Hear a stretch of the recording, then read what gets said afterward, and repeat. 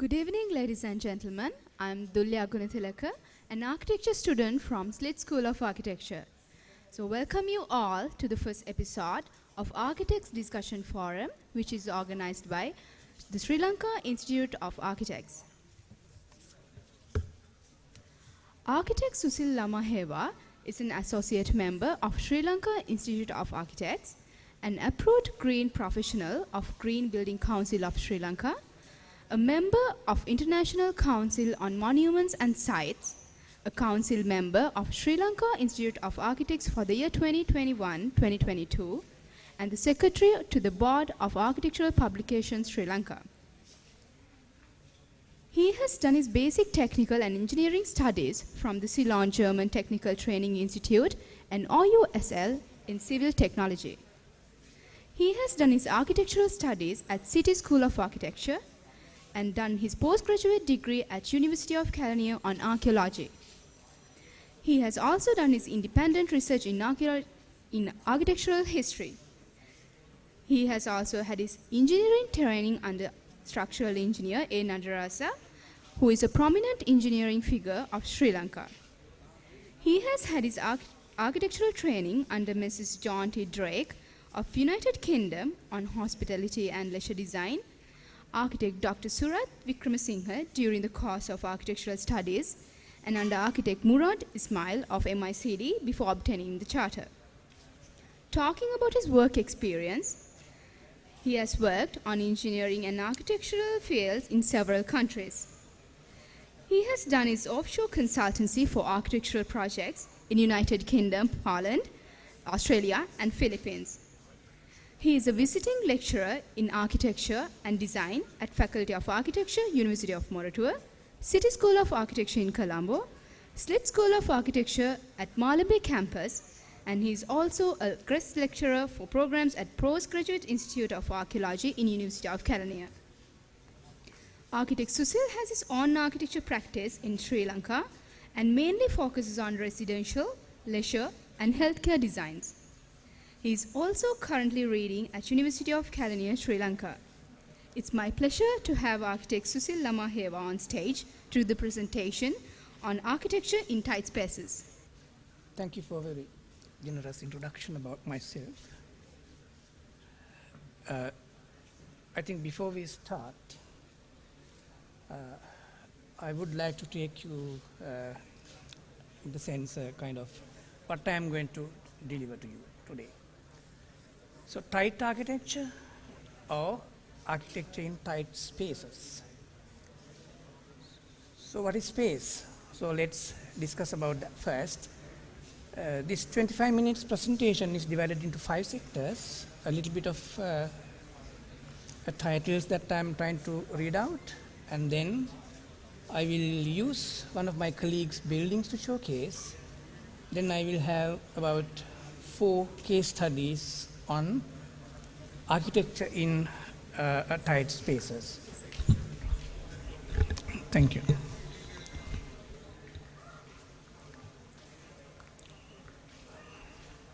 So what is architecture? That is where you change the environment, so then it becomes built environment.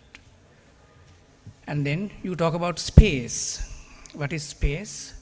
Space is a gap between 2 objects, nothing else. When you have a large gap between 2 objects, you have a large space. When you have a small gap in between 2 objects, you call it a small space. You cannot create space because it's all over. What you do, what architects and planners do is, you envelope the space for your purposes. And then the nature. Why nature? Because we need to get protected from nature and the elements, therefore you need built structures. Otherwise, we will have a lot of problems. And then design. What is design? Design is not an accident. You have a process to it. You have a problem, and you arrive at design through a process of work. So there you call it a design. And architects do design for somebody else's problems. And then art. I do not think there is architecture without art. It has about 60% of science and then a lot of art, because you talk about composition and you talk about blind shapes, volumes, 3Ds, 2Ds, and all of them. Then finally, the user and user's taste. Therefore, you need to have an understanding of your end product. So what we try to understand today or now, how to deal with small spaces, because now in the world, in Sri Lanka especially, the land value is going up and lands becoming smaller and smaller, and they are more challenging. And after the user and the taste, so based on the taste, you deliver a project, and then the project has a form. This form is what actually the architect and the user agree upon at the beginning, and they all wait for the final results of the form. So finally, I would rather say architecture is creating a form in the natural environment. To do that, you change so many things in the nature. And how do we do that is, or will showcase your knowledge, your ability, and your competency in making architecture in tight spaces. And what is space? I explained what is space. So space is one of the elements of design of architecture. So space is continually talked about, discussed about, and then the next thing is time. So you talk about the time and space. And within that framework, we can come to the tight spaces. In densely populated cities with party walls, the close proximity of other buildings, or incorporate elements like natural light and cross ventilation. The ever-changing and multiplying nature of cities has given rise to atypical lots. Those are very small plots as a result of subdividing of urban land. In general, the reduced dimensions force developers to look for ways to maximize the limited space available to them. This is where the tiny spaces or tight spaces are useful sometimes if you make use of in the proper way. So before we begin, we need to understand the subject of architecture, which is based on art and sciences, or a multidisciplinary subject. Before it was invented, there were a lot of architects in the world. Architecture Without Architects, the book that we all know, and then The Vitruvian Man by the Leonardo da Vinci talks about the human dimension. So the tight spaces, we have dealt with tight spaces even in 5th century in Sri Lanka. When a king wanted a palace, king could have been taken any space as much as land he could obtain. But at Sigiriya, it was a tight site for any architect.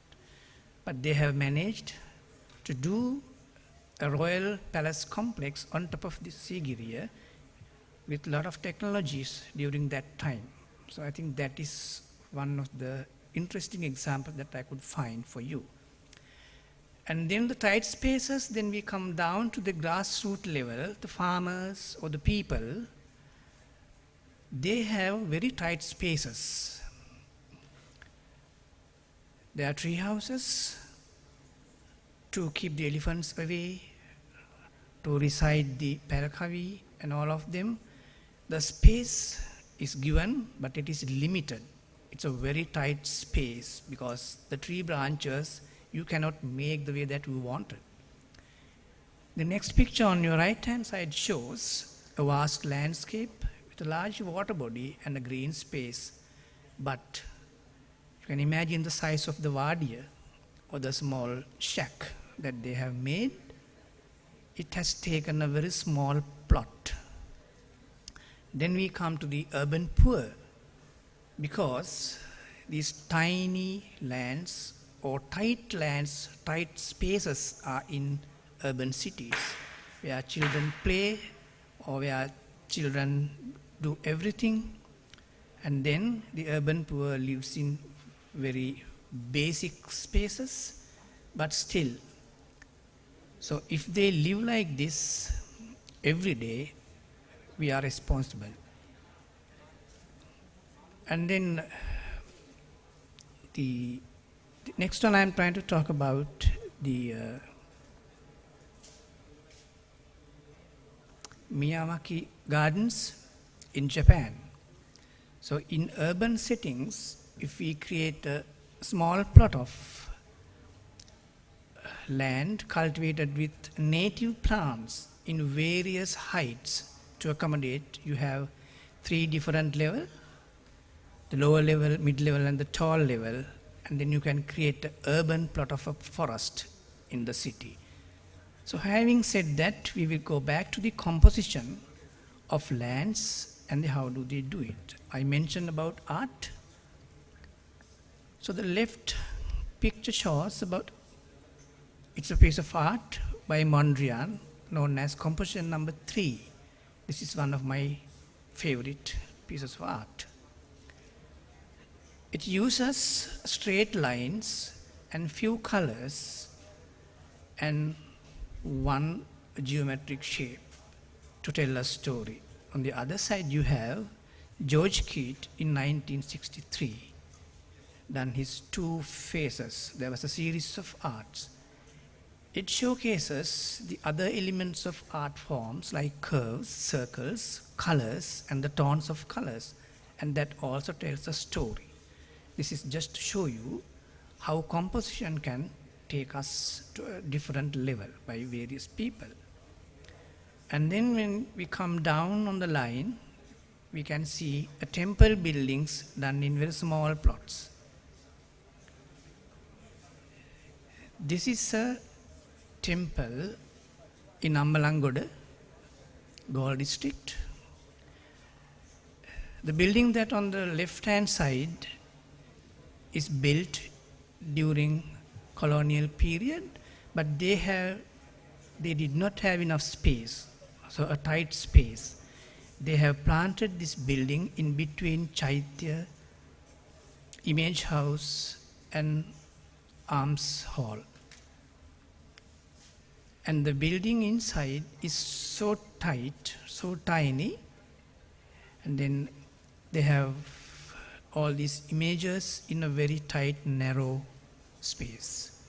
The next example is also from Ambalangoda, a well-known Sunandaramaya, the colonial influence.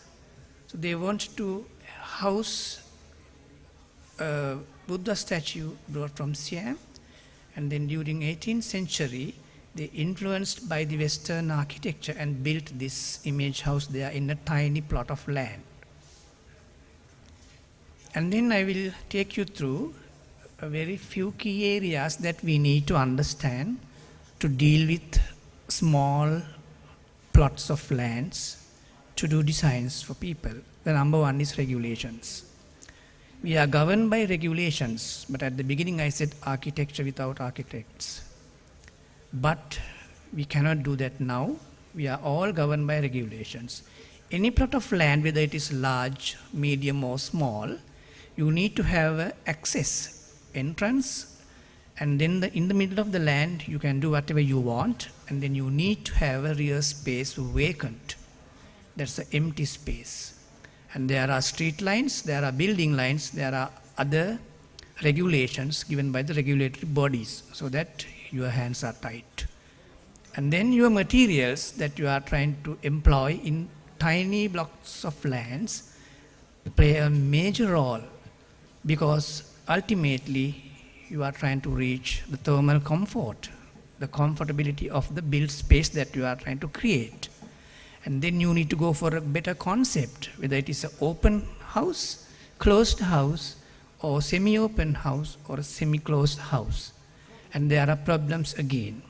To do that in a narrow spaces, tiny spaces, one need to understand how human figure works. Our length of hand, height, reachable levels, all that will govern the design. So your ergonomics and the anthropometric data will have a major role in designing in tiny spaces or tight spaces, and then the space planning, because the given site or the tiny land that you have may be few purchasers, maybe 6 perch, 5 perch, 7 perch, and then we cannot build more than 66% of that land for a residential purpose according to the regulations. So therefore, your space planning play a major role. But space planning fails if you do not understand how human behavioral patterns and the ergonomics, and then the safety. Because if you need an open house, is it safe to have an open house right throughout the day, 24 hours? Can you do that? Or if it is closed house, is it safe to live inside when there is no cross ventilation? Or maybe rainy time, the rain might come into the house. Then what do you do? Then the services. If you don't get enough cross ventilation, a natural light, then you are bound to do it artificially. By regulations, you are allowed to have artificial illumination and artificial ventilation for houses in our country as well. Though we have sunlight 365 days a year and enough wind and rain to cool our houses, then where we have gone wrong. Then finally, the satisfaction of the user. So if architect is satisfied with the design, and then I am sure the user also will be satisfied. So I will take you through the first case study that I am trying to show you. A house done in 6.5 perch land, somewhere closer to Dehiwala, on 2 road access. This is done by my colleague, my partner, architect Roshan Senaratne. On the left hand side you can see 6.5 perch rectangular plot. Client wanted 2-car garage and the side entrance. As you enter your living dining, facing the courtyard, there was a tree on the side. So the tree was remained there. And then you have a pantry, and then 1 bedroom and a common bathroom and the rear space. The upper floor, over the courtyard, it becomes a double height space, and then you have 2 bedrooms at the back with a common bathroom. So bathroom above bathroom eases the plumbing problems, and it's a very economical solution.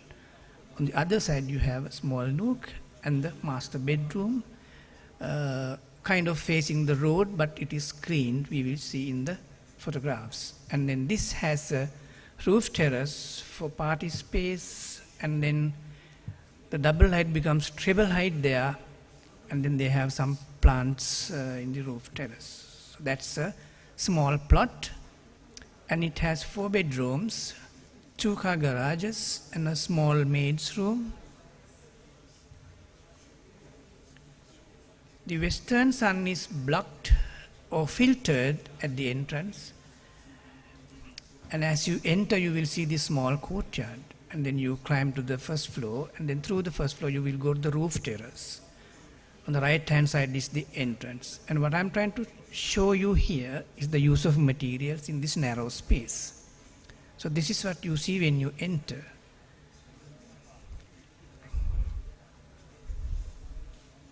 And then we move on to the incorporation of followings. The natural lighting and ventilation, as I explained now, is a vital entity in this game, I suppose. And then the flexible and multi-purpose furniture, if you can have a bed sitter, and that can be in the living room, which becomes a bed at night.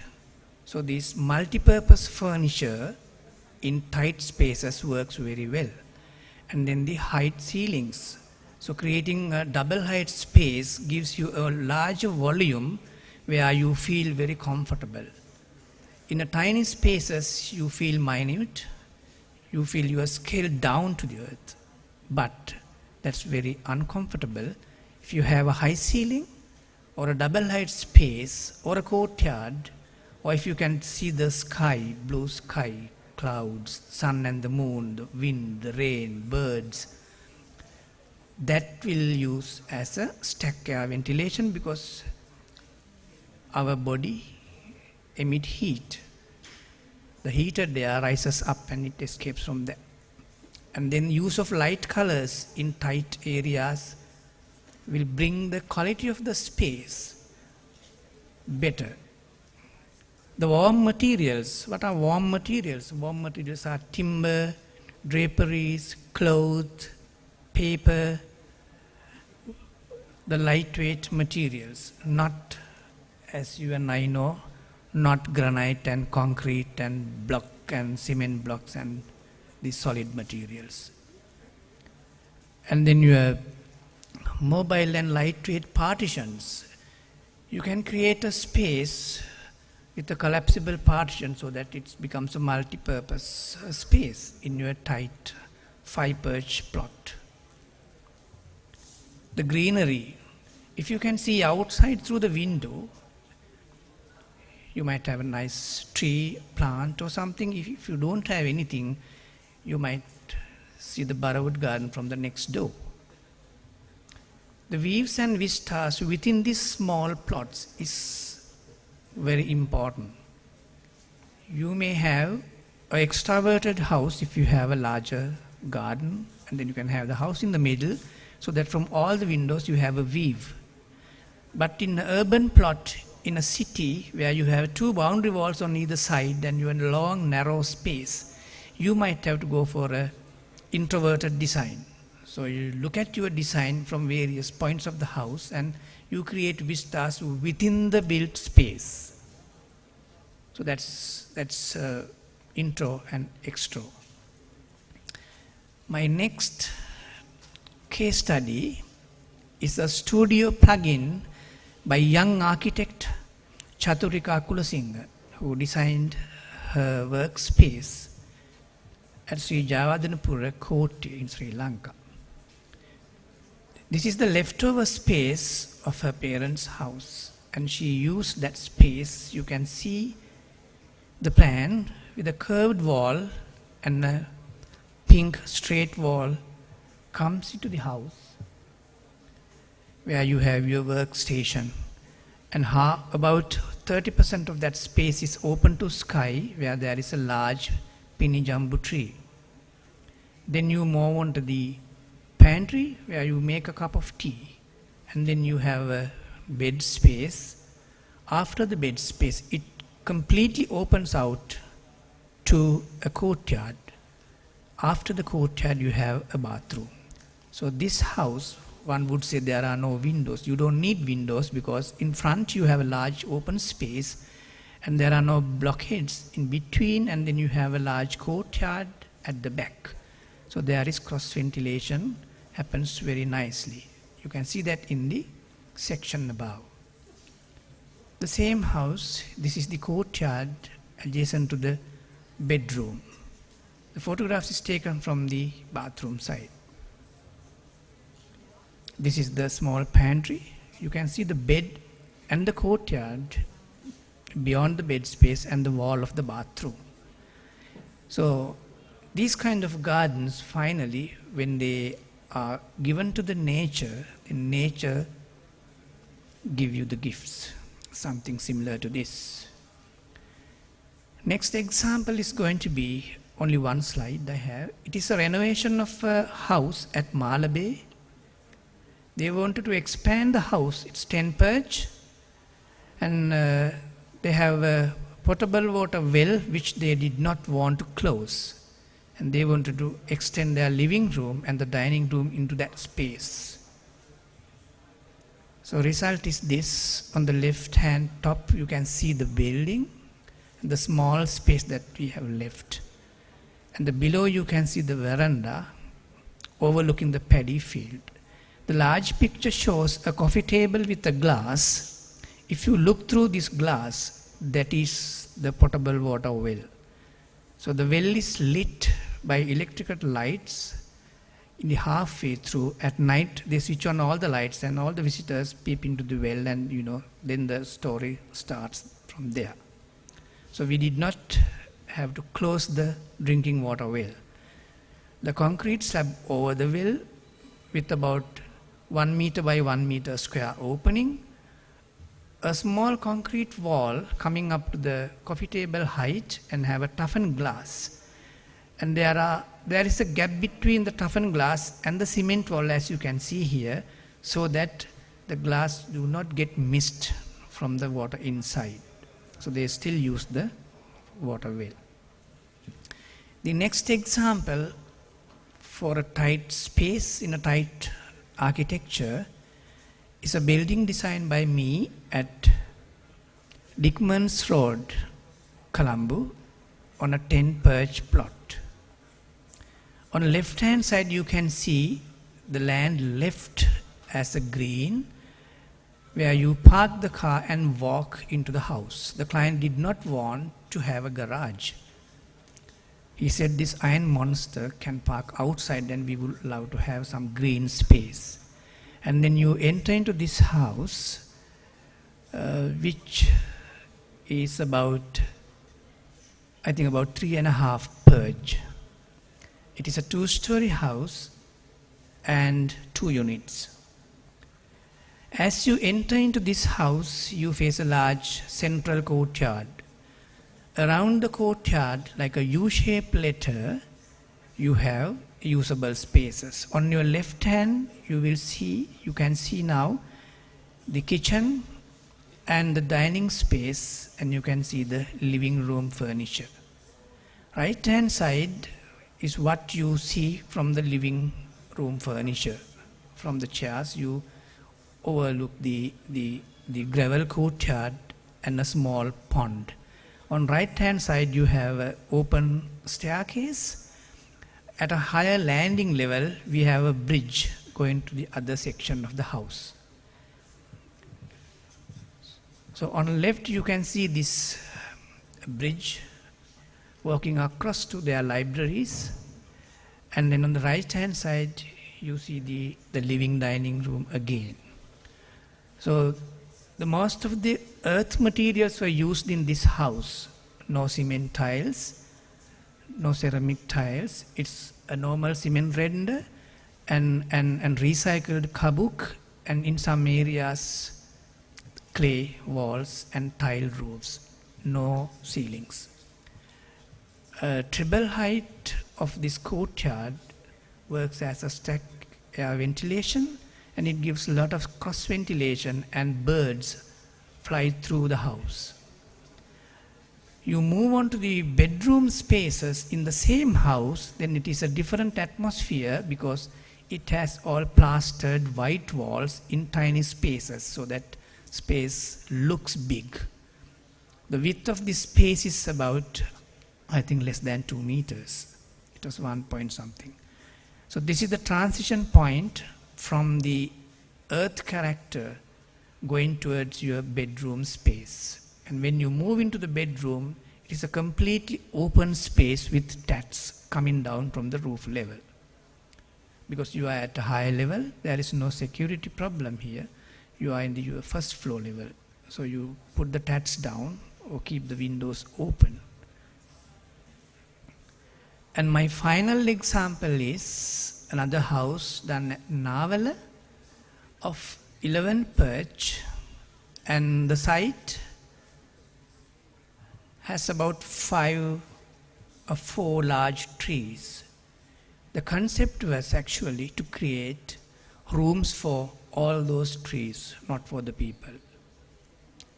So by doing that, we achieved a very small footprint for the building, and we had a lot of space left around the house and inside the house. And this house has no windows. So this is what you see from the road.